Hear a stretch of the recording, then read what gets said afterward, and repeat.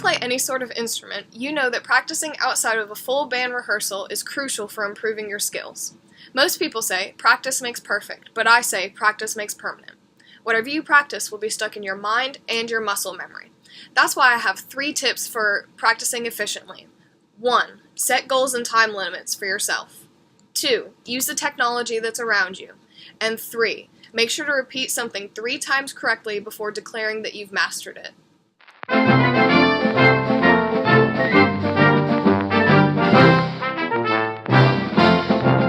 Setting goals and time limits is important for focusing on what you need to get done in your practice session. Having small goals like playing 4 measures correctly, or big goals like playing a piece or your entire show, are important to maintaining what you need to get done in your practice session. Setting time limits for yourself is also important, as you don't want to get tired. Your practice sessions should last at least 20 minutes and not be over an hour. More tedious things, such as scales, should only be practiced for 15 minutes as they tend to get exhausting.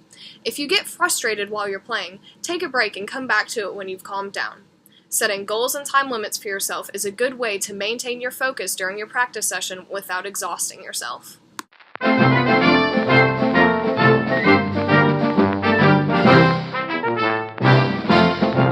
Using your available technology will help you connect to your instrument and the piece you're playing. Using a metronome while you're practicing a piece is crucial because you don't have a conductor to look at for the tempo. Using a metronome will help you subdivide and help you keep that internal pulse for the next time you play it. A tuner is also a great tool. Both of these can be purchased at a music store or downloaded on your smartphone. Another great tool to have is listening to a recording of the piece that you're playing. You can listen to it and look at your music to see where your part fits in. You can play along with it to help get the dynamics and other emotional feels of it. And you can listen to it just for fun, just so you understand the flow of the piece. Using your available technology will help you connect better to your instrument and your piece and help you become a better musician.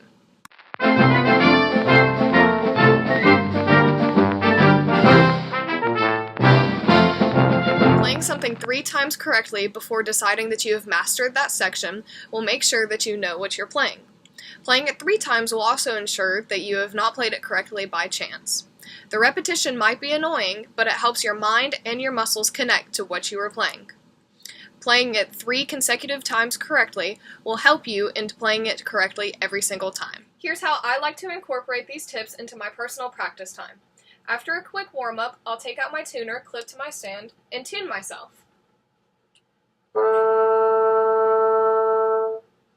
After I'm happy with that, I'll take out my phone and set a timer for 10 or 15 minutes.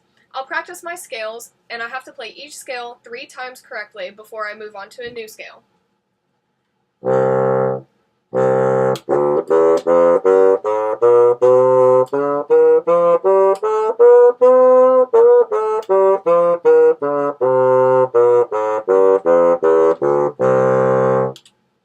If I play my scale 3 times correctly, I get to move on to a new one. Then, I like to take out my phone and listen to a recording of the piece I'm playing while looking at my music.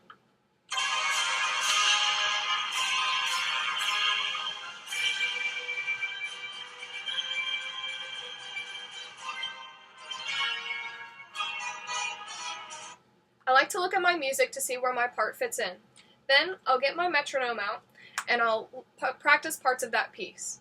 Right now, my goal is to play measures 1 through 8 and not slow down or speed up.